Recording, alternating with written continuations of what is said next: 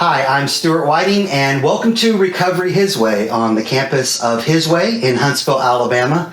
Joined once again by the director, Tom Reynolds. Hey, Tom. Good to be here, Stuart. Sorry I missed last week. I know Scott and you had a great conversation. Really it was great to hear from Scott. Scott's been a huge supporter of us for a long time and made a big impact on a lot of guys' lives. I know it's had a big impact on his to be a part of this program. But last week my wife and I had all the grandkids over, for all four of them over for a week-long GPA camp, what we called it, and had a great time with the grandkids. And I really am thankful that my wife particularly really emphasizes that, because I really do believe in wanting to pour into my grandkids, being a part of their life and kind of have an unfiltered relationship with them, not through their parents, but directly involved in their lives. And so it's great to have them undeterred from their parents for a few days and to really have that influence in their life. So it's really great. And I'm assuming that your children weren't unhappy with the arrangement of having some free time. I'm sure they enjoy it. Get a little bit of downtime. Well, yeah, and in this series, we're going to do a number of different things and different people, and maybe there's some weeks that neither one of us is showing up, so we'll be fluid with it. But today we want to continue in our discussion on our mission statement. And if you would share with us again what the mission of His Way is. Right. Well, our mission is to reclaim men from a life of addiction, rebuild their lives in spiritual sobriety in Christ, and restore them to Christ-like service in the community.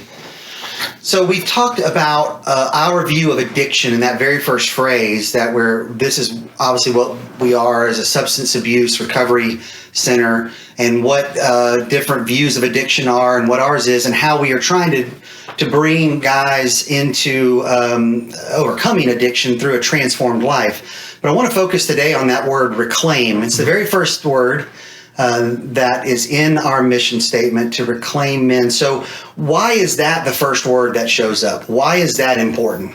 Well, I think reclaim fundamentally means that what you're trying to reclaim is a value.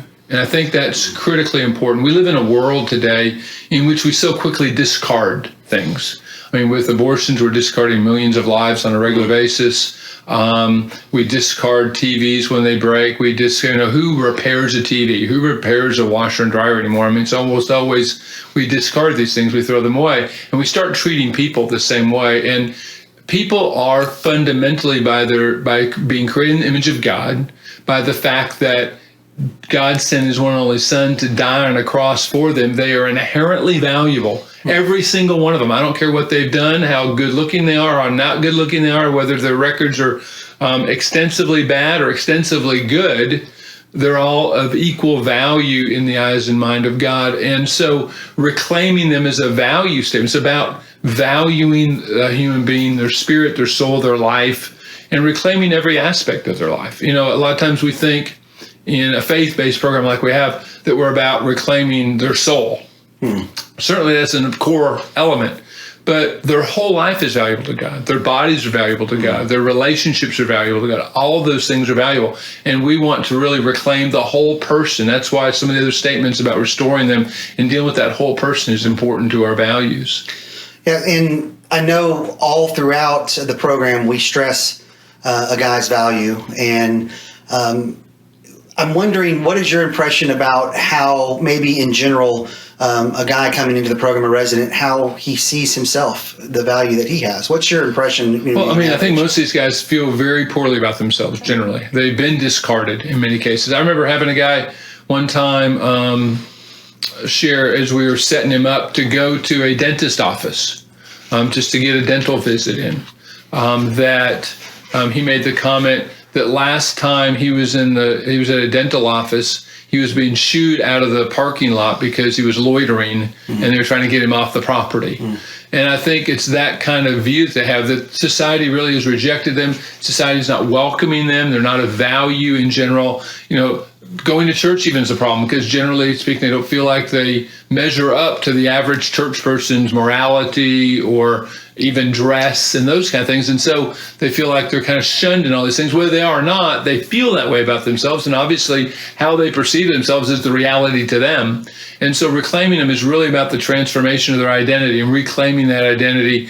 And it's not just about a Bible class in which you teach them those things, which certainly is important, but it's also about displaying that and how you treat them, that nobody is assigned a number, that everybody has a name. I know recently, because of the coronavirus, we didn't bring any new people in for about a month. And so our numbers diminished here quite a bit. And then we've been trying to, open beds up and refill and get guys in, but yet not too quickly, because if we do it too quickly, some of our other staff members will start pushing back and saying, hey, I don't know these guys yet. I don't know their names. I don't know their story. I don't know those things. And so let's slow down so we can do it, because everyone on our staff really values each individual, and really even by the fact that we call them by their name is an important statement about how important they are. Yeah, I remember one early discussion I had with you when I was considering coming on, and you shared that, one thing we like to do is really make a big deal out of small things sometimes, like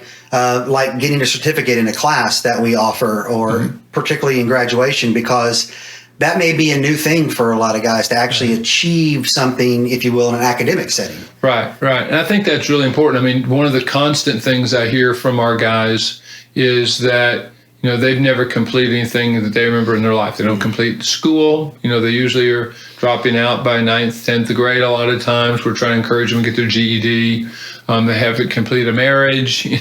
They haven't completed jobs. They haven't stuck with any jobs. So generally completion's not something they've done. So even if it's a certificate, a 30-day certificate for accomplishing something, certainly a graduation certificate from here, but with our moral recognition therapy program, with our spiritual programs that we have, giving them certificates and helping them have a sense of accomplishment, something to be proud of, I think is important to part of building that dignity, part of building that sense of identity for them. Yeah, and that doesn't come without effort and without participation on their part, right? Yeah, I was actually teaching class yesterday, and we were talking about the Luke 15, the parable of the prodigal son, but also the parable of the lost sheep and the lost coin.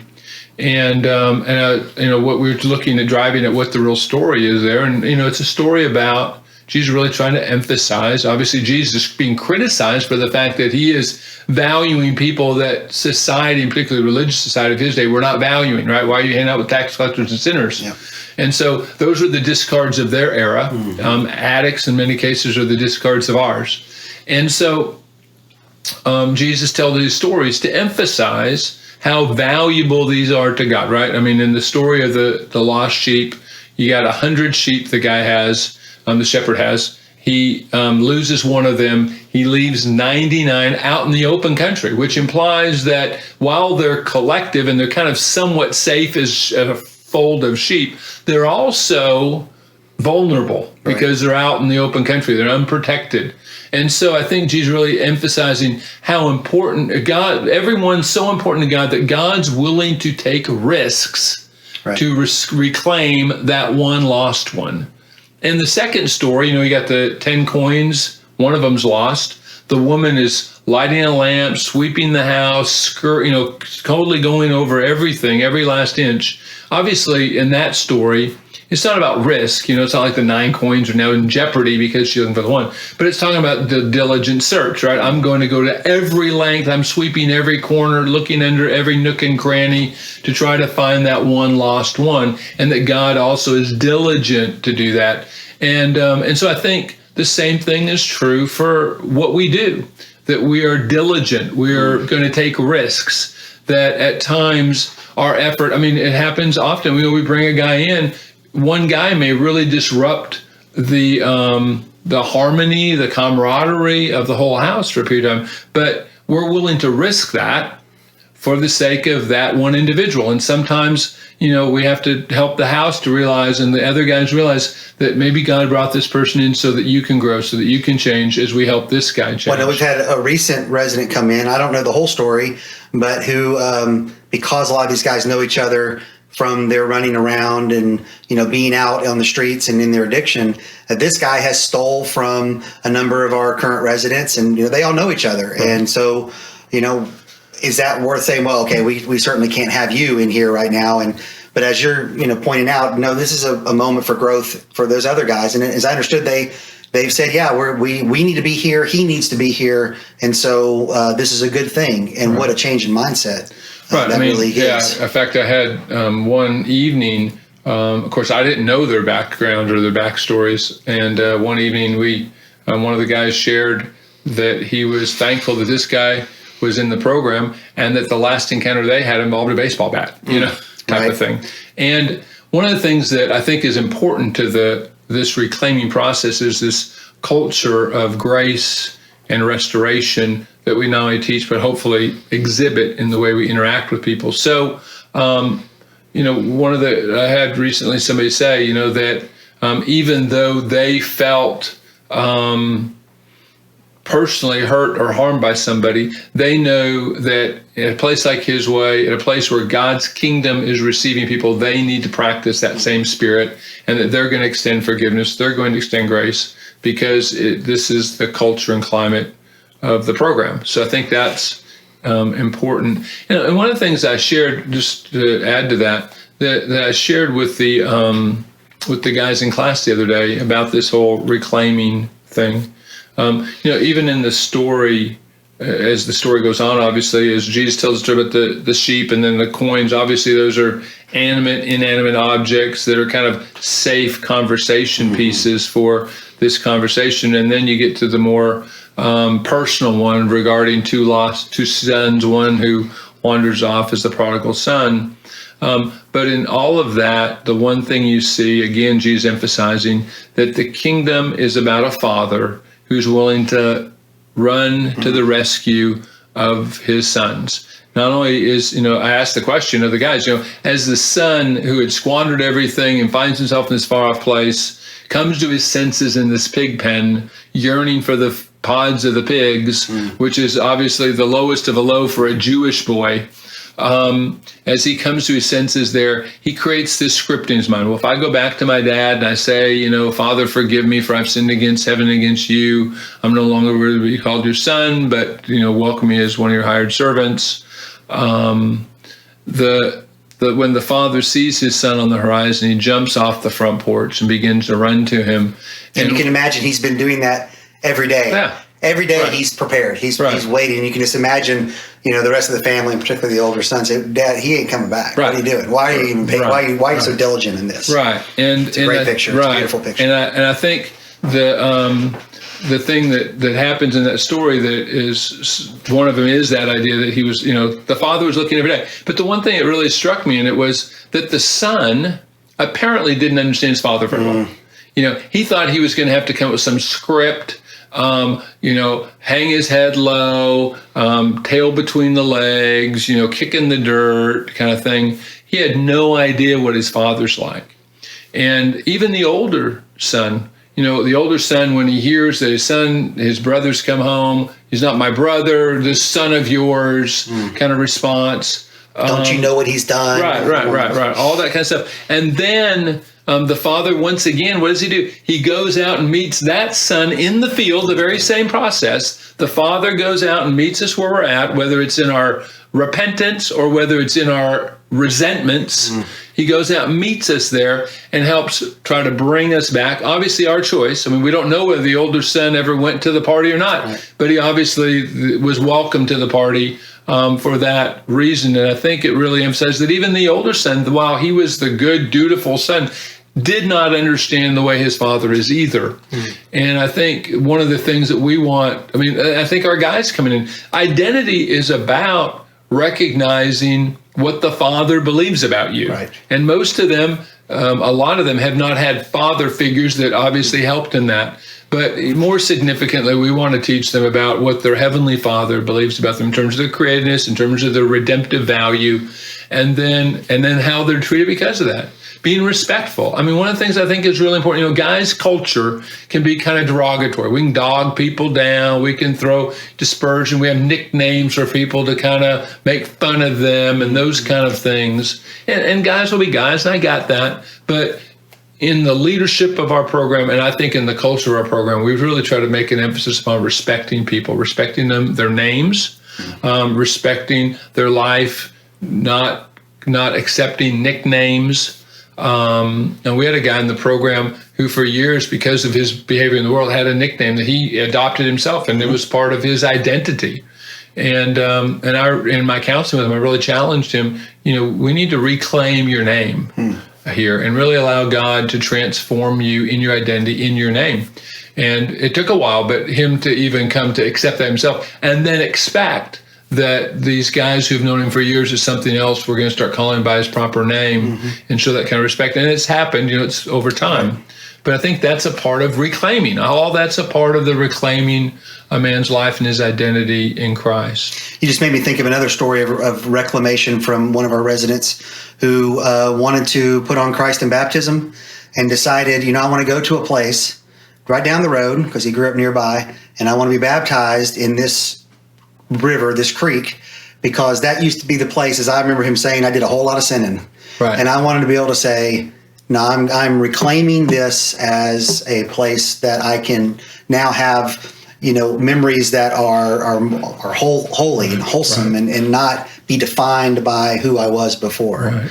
It's really interesting to have those kind of tangible ways. And I think for many of us who haven't gone through those valleys, it's maybe hard for us to think about that. But, the challenge for us is, and beyond being staff here, but, those that are supporting his way and are thinking about and are, considering being a part of the ministries like this is, that the story of the prodigal son and the older brother, and maybe you're safe within the household of your father, but do you really understand your father and know that he is a God who is wasteful with his mercy?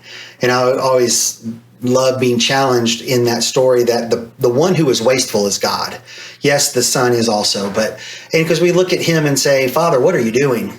But that's thankfully because that's the same mercy I needed in my life. But it's so easy to discount that and then to reserve that for myself and not to be out extending it to others. And so I hope that, those who have not found a way to pour out God's mercy into others will release that, because it is a joy to be a part of, and not to be bitter about those who are just, there's no hope for them. Right. Yeah, I mean, in the Beatitudes, right, after the hunger and thirst for righteousness, you'll be satisfied. It says, blessed are the merciful, for they shall be shown mercy. And that's, I think, basically that same point, Stuart, is that we're called in this new transformed kingdom to extend mercy. And that we will be, that as we are full of mercy, we extend mercy to others, and in so doing, receive mercy. So it's like mercy is something we can't ever run out of, right, because God refills mercy on an ongoing basis. And so squander mercy. Go throw mercy around like crazy, because tomorrow you're gonna open up the mercy bank and it's gonna be just as full as it was the day before. And that we don't have to have resentment. I think a lot of times we have resentments and bitterness and unforgiveness because we're afraid that somehow by extending mercy we lose power, we lose control. We've kind of almost affirmed that it's okay for them to do wrong things. That's not the point. Mercy transforms people's lives. Mercy triumphs over judgment, James says. So I don't always understand it, but I mean, even in Titus, Paul says that it's the grace of God that teaches us to say no to ungodliness. Right. So it's that mercy that brings the transformation of our lives. I mean, even in Les Miserables, where the priest lets Jean Valjean, away with the silver and extends mercy, that transformative moment in his life is key, because mercy triumphs over judgment. And so I think that's an important part of this reclamation process. Yeah, and I think it's Peter who says, you should be ever increasing in all these different aspects of your life. And if you're not, it's probably because you've forgotten that you have been forgiven. Mm-hmm. You've forgotten the mercy that God is giving you and the grace. And it's unfortunate we get to that state. And I'm sure we could spend an hour talking about the ways that in individuals and stories where that mercy has been taken advantage of. Sure. And in this kind of program in particular and in general, but that's not the reason to not do it the next time. Right. And because, as you said, it's the only real transforming power in people's lives. I think I've heard for years this idea that we're going to take advantage of God's grace. The reality is, by the nature of grace, it's already a taking advantage. That's right. Yeah. That's not the point. God's not going, oh, I gave you grace, you took advantage of it, therefore you don't get any more. One of the other stories that I think is an interesting one is when Jesus heals the leper, he says, go to the priest, don't tell anybody what you've done, go to the priest and do the sacrifices in order to be restored back to the community. Instead, the leper goes and begins to spread the news and doesn't follow Jesus' instructions. So he's disobedient to what Jesus said. It's not like Jesus just zapped the leprosy away, kind of gave him leprosy again. Instead, what happens, I think is important, is that the one who suffers for the leper's disobedience is Jesus. He now has to minister out in the faraway places and is limited in his abilities because of the disobedience. And I think many times when we abuse grace, we don't lose a blessing not so to ourselves all the time, but sometimes others suffer because of those choices, and we need to recognize, and hopefully as we grow, we recognize that. But I just want to get back to this reclamation idea too, because I think it's important. Our culture is filled with it, and that's one of the things I try to really instill in these guys. When you look at our military culture, for instance, we have kind of a no one left behind kind of mindset, and you see it in Saving Private Ryan. You see it in Forrest Gump carrying Bubba out of the Vietnam jungle on his shoulders. You see it in so many of the culture things in our value, even to the point that the military has a budget of $56 million a year that they spend just going out and finding lost bodies from wars and bringing them back and restoring them to their families. There's not many cultures that do that except ours, who has been rooted in this Christian heritage that values the reclamation of people. In many cultures, they just run over them, they're irrelevant to the overarching thing. Every individual matters. And so we will stand and put lives at stake to reclaim bodies who have long since been lost, just to restore them because of the value that every person has because of them being created in the image of God and being God's son coming and dying on a cross for them. They may not even be saying those things when they go do it, but that's core to where those values have sprung from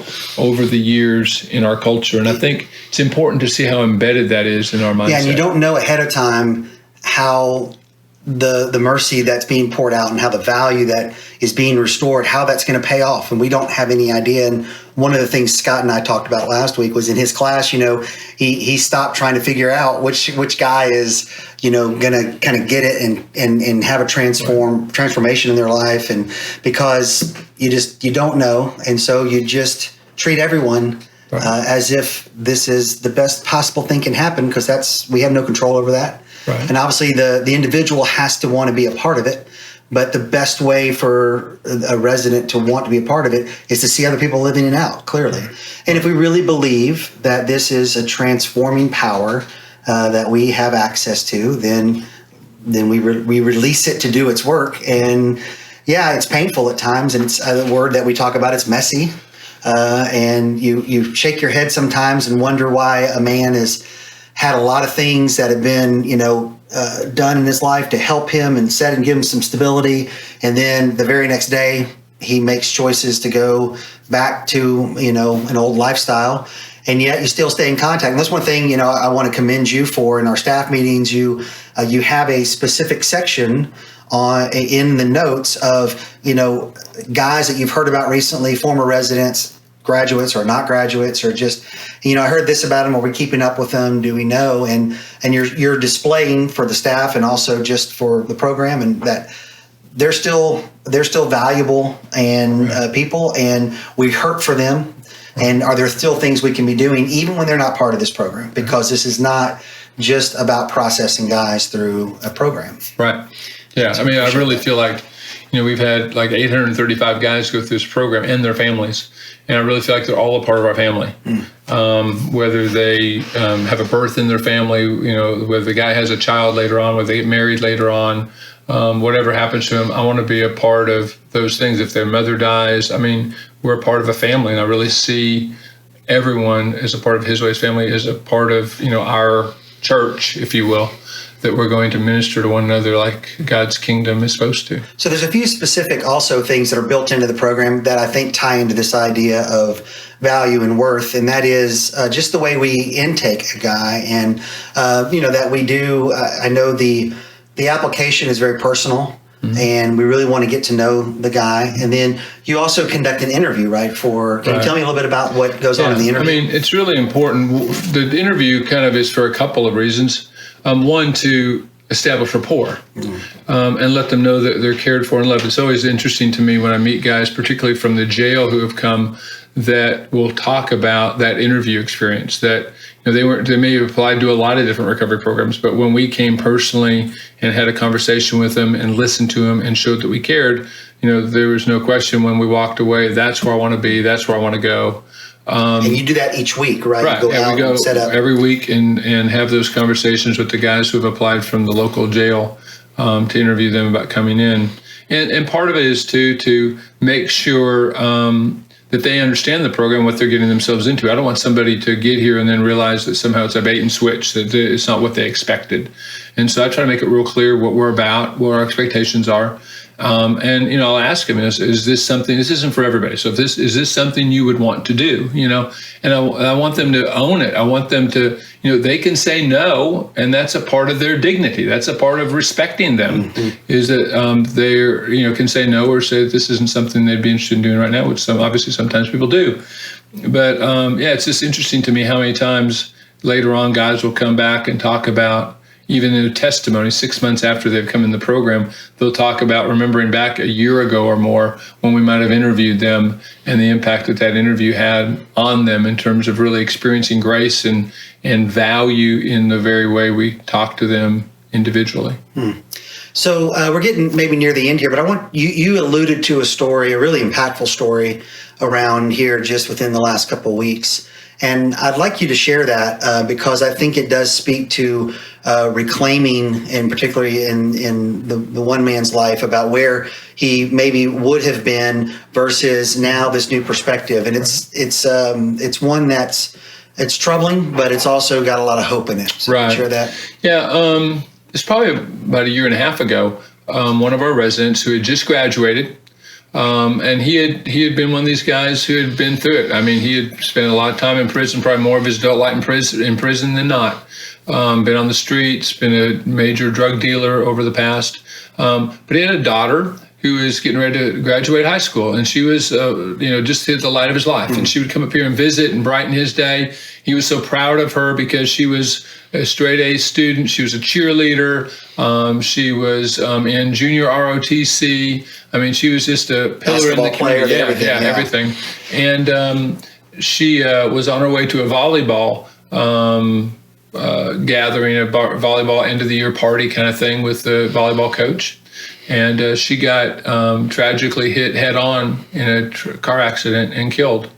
And he was devastated, obviously, by that. And I was trying to keep real close contact with him because this is just a few weeks after he graduated. Because obviously those kind of traumas, addicts quickly go back to what they've always found security in. And so I met with him regularly. I did her funeral. I met with the family and was very involved in their lives. And it's tragic, an 18-year-old with all this potential in future, having lost her life so early. One of the things that he was dealing with later on was just his anger and bitterness, especially as a father who couldn't protect his daughter. I think there's nothing that a man feels more the need to protect particularly his daughter, his children certainly, but his daughter. And especially when you haven't been there for him that much, then all of a sudden you hit to this point and you weren't. And so he was extremely resentful about that and bitter and angry. And he even said to me that he was wanting to go commit a crime so that he could be put in jail, in the very same jail where the guy that was driving the car would be, because he felt frustrated by the fact that the jail was now protecting this guy. And so he was just going to commit a crime, get in jail so he could kill him. And that was kind of his attitude. He was bent on destroying this person's Sounds like a setup for a movie you might watch and just, a father's revenge or something. Right. And obviously we prayed about that. We talked about that. We met often about that. Obviously talked him down off of that. A number of months later, I ended up interviewing in jail the guy who had been driving that car. And for whatever reason, the Lord worked it out for him to come to our program. And when I kind of, went through that, I was a little nervous, because I didn't want the father to now know that, this guy was in our program. So I was a little nervous about that.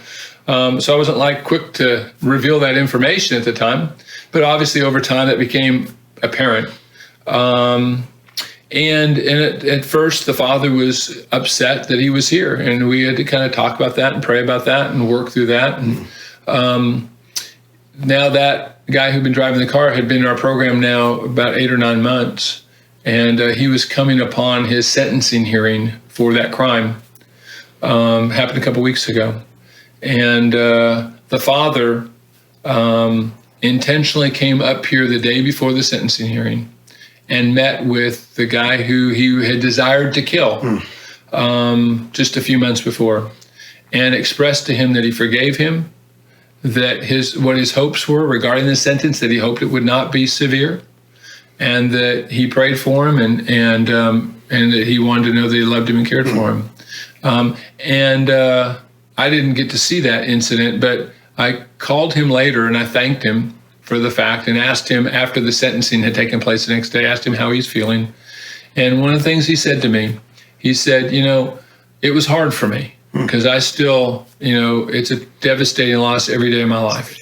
But he said, I know what his way represents. I know what the kingdom of God is about. And I know that you guys have loved him just as much as you loved me. And that if I can't do the same, that I can't be a part, that I'm not a part of that kingdom. I'm not a part of that way. And so it's really exciting when you see that kind of transformation happen in a guy's heart at that level, at that depth. That speaks loudly to the reclamation that God's doing in people's lives. Wow, that's such a great story. And I know the guys involved, and it's worth all the mess to see a changed heart. And in those stories, in different maybe degrees of drama, can be told for a lot of our guys. And so I do appeal to those listening to this to be involved in a ministry that is out there and bringing the love that you have experienced and the grace and mercy of God into someone who can use it, because it will obviously be a blessing to them, and it'll be a huge blessing to you also. Amen. So thanks, Tom, for sharing today. If you'd like any more information about the His Way program, please visit our website at hiswayinc.org.